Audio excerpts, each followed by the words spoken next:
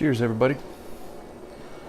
I am boiling clear water, just clean water, boiling it up, because I am going to preheat my mash tun and hot liquor tank. The reason you want to do that, these containers are going to absorb a lot of temperature. So, importance of preheating your equipment, very, very important. For example, go ahead and 69 degrees. It's going to absorb a lot of temperature. A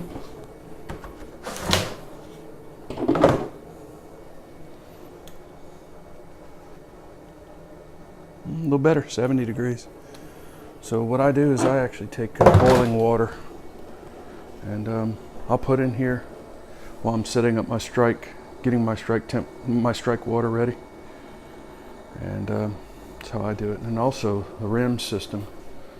This thing was sitting at 68, I believe.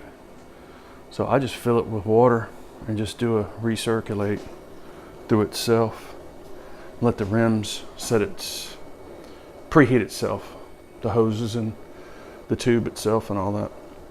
Because when I first got it, on the second batch, I noticed that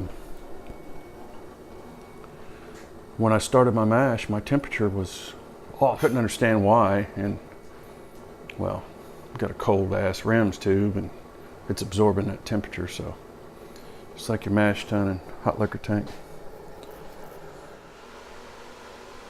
One of my favorite things in the world to do is dough in, and I absolutely love it because of the smell that you get from your grain.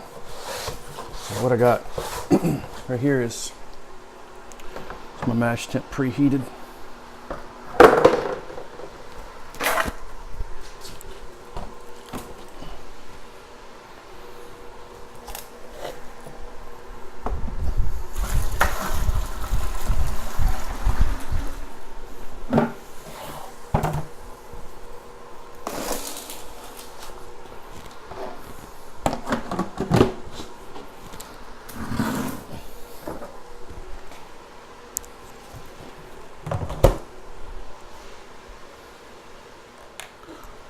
Okay, I had to grab my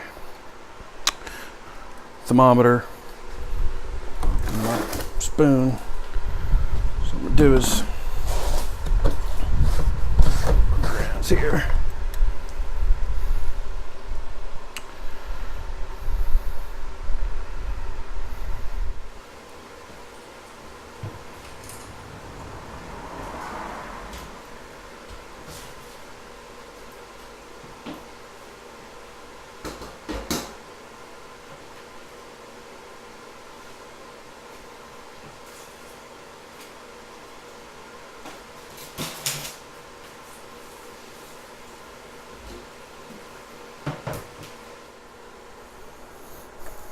Okay, got my water moved over. Get my cord here.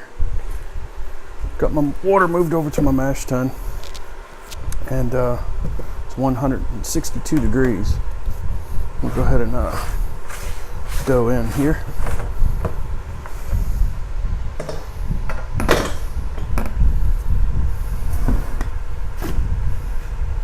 Oh, my grain bucket. My local homebrew shop give it to me. Pretty awesome. They're great people. Yeasty Beastie in Biloxi, Mississippi. Great guys, great folks. Oh, ooh, it smells so good.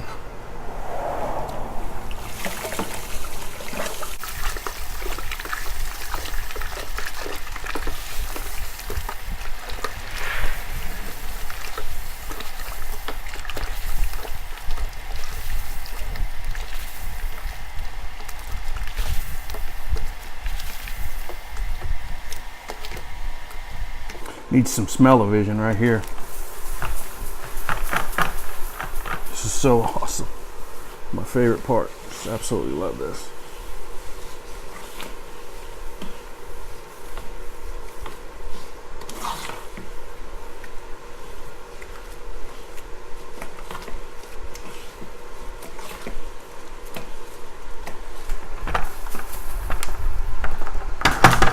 All the flour out.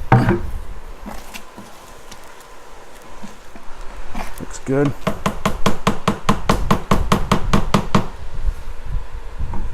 Let's give it a shot here.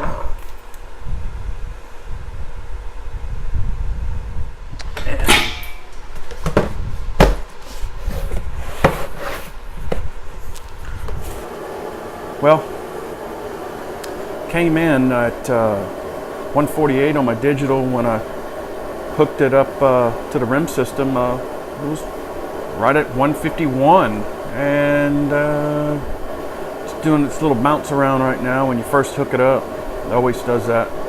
Stabilizes the mash. So you got, in this case, it's 3.5 gallons of strike water. So it's got to stabilize all that water, and once it does that, it takes about 2 minutes, and it'll come in at the set value of 152. So you'll see it fluctuate up and down, but once it stabilizes, it's going to hang right into your set point, which is great. I'm calling it Eric proof, because any mistakes, this will correct it. So, and I've been known to make a few mistakes. Oh, right now I'm heating up my large water. Go ahead and get that heated up, and that'll be done long before the mash is complete. While I'm mashing, I wanted to talk about some of the things that I think are pretty important. Is preheating. That'd be the first thing that I do, is preheat everything. HLT, mash tun, and also my rim system. You don't want to lose your temperature for your mash. Obviously, my rim system helps out a lot with that. If you can swing it, build one, that's the way to go. Also recirculating, very, very important to me anyway. I have a cleaner product that works really, really well. I found since I started recirculating that my beer is cleaner, crisp, and my efficiency's gone way up.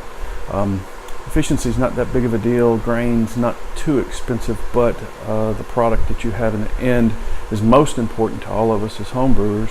So recirculate.